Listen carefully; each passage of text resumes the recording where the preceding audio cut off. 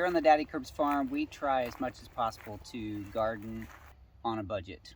Sometimes you have to spend money, but sometimes you can get things for very low price or free. In this case, we are planting some basil. Now we have a little plant that lives in our kitchen, and we pull leaves off of it every once in a while for kitchen use, and it got really bushy. We pulled off 6 of the branches, and we just snapped them off, pinched them off, pulled the leaves off the bottom parts, and then put them down in these bottles with water.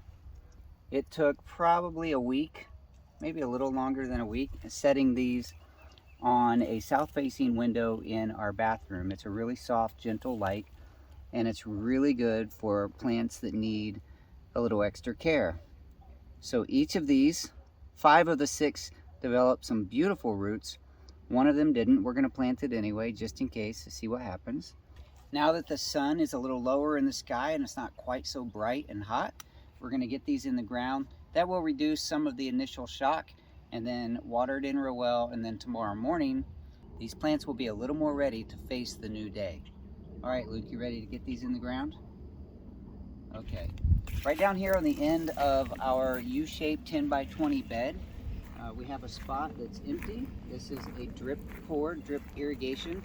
So we're going to plant those basil starts around the drip tube, and that way when we turn the irrigation on, they're going to be watered just like the rest of the garden. All right, Luke, you ready to do it? Now, can I show you on one, and then you're going to do the rest? All right, let's do it. So we're just going to take our hands. You can see there's a drip here, here, here, there. It's every 1 foot there's a drip, and that's about where we're going to be planting the basil. So Luke, this is how we're going to do it, okay? We're just going to stick our hand in there and pull that soil back like that. And we're going to take we're going to pull 1 basil plant out. We're going to be gentle with the roots. And we're just going to lay it in the hole, and then gently push that soil back over it. You see this drip right here? Let's put a hole right there. Go ahead.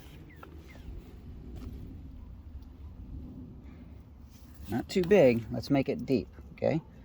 Stick your fingers down and just pull it back like that. There you go.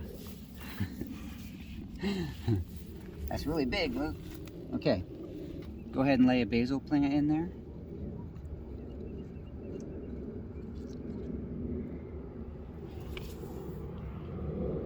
There you go. Just lay it down and push that soil up over it.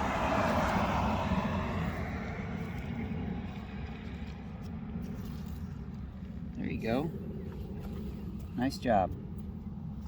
Okay, let's put I'm going to put a little stick in the ground right here to help hold this up this direction. There's another dripper right here, so let's do another one right here. We're just going to lay it in there. Oops.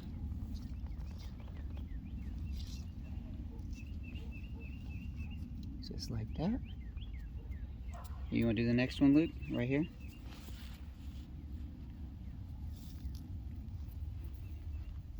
Okay.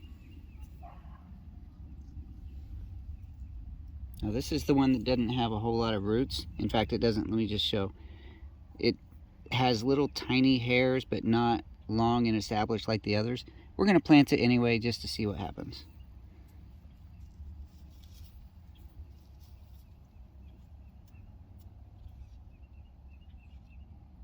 Good job. We're just going to push it down a little bit, and then you want to trade me places and do it over here. So we're going to do another one right here, another one here. We got what, 2 left? Yep. So just there and there. Okay. While he's planting those 2, I'm going to go ahead and take the water that was in the bottles. That's a cute set, isn't it? It's just a decorative little set we decided to grow basil in. It wasn't really planned to be this cute, but it is. So we're just going to take each bottle and pour it in around each plant. Yep, go ahead and put 1 more plant. Make sure that hole is deep enough. There you go.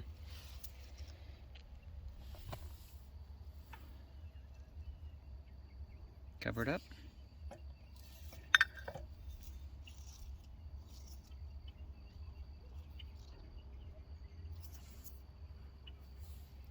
Last one. You want to do that last one?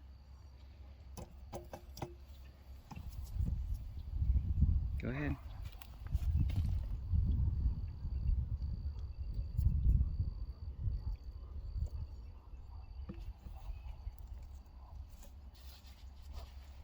Good job.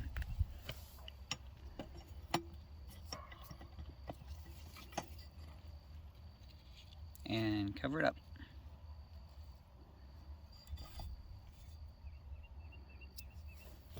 Now take the bottles and pour over them just like this, kind of slow, so it's not, doesn't flood it. And we got 2 more bottles of water for those last 2 plants.